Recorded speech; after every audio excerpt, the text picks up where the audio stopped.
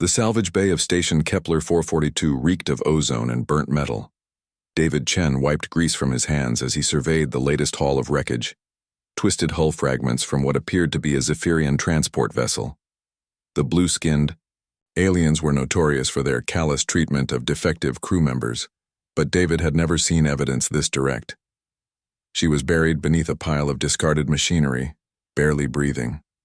Her pale green skin was mottled with bruises, and strange bioluminescent markings along her temples flickered weakly like dying stars. David had seen her species before. Luminari, they called themselves. Empathic beings whose emotional states manifested as shifting patterns of light beneath their skin. "Hey," David whispered, kneeling beside her broken form. "Can you hear me?" Her large silver eyes fluttered open, immediately filling with terror.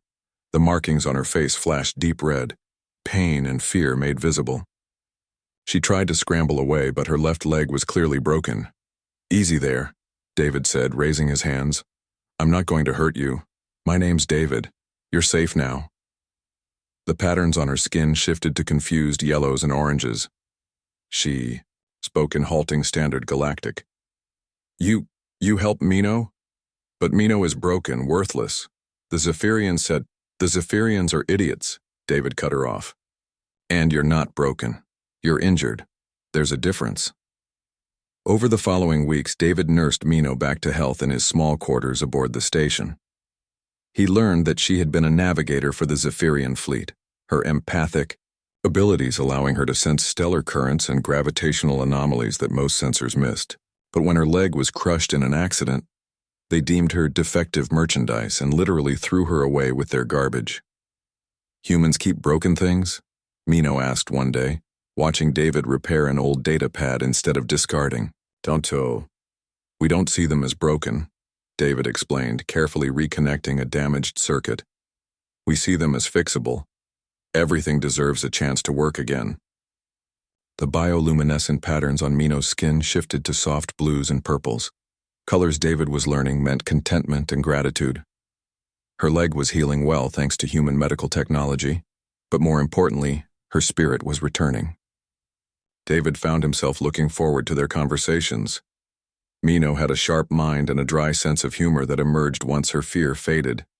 She told him stories of distant worlds and nebulae that sang in frequencies only Luminari could perceive. In return, David shared human music and literature, watching in fascination as emotions played across her skin in real time.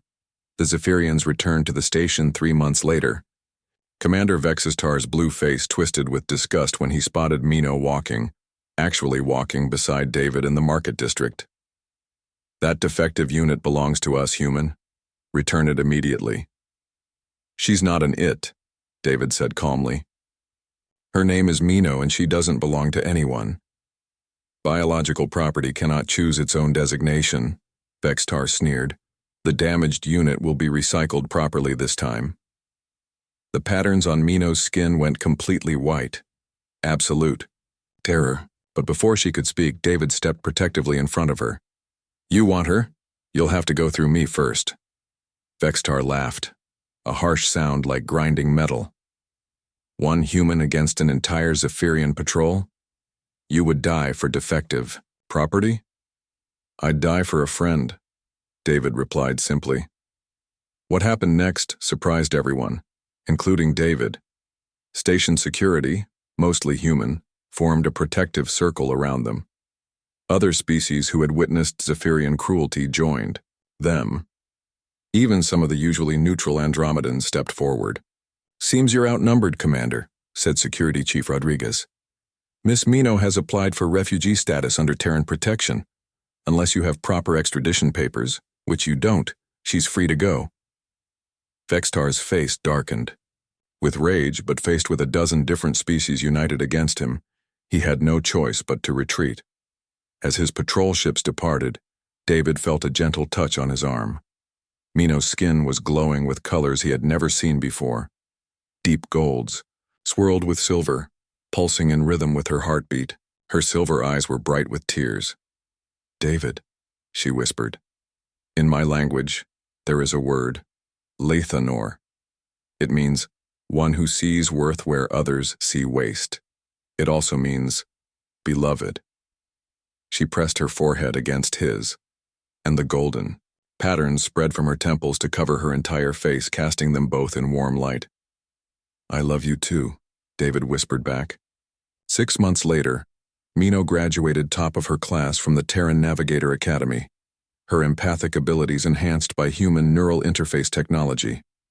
She and David were assigned to the exploration vessel Harmony, where her unique talents proved invaluable in discovering 3 new habitable worlds.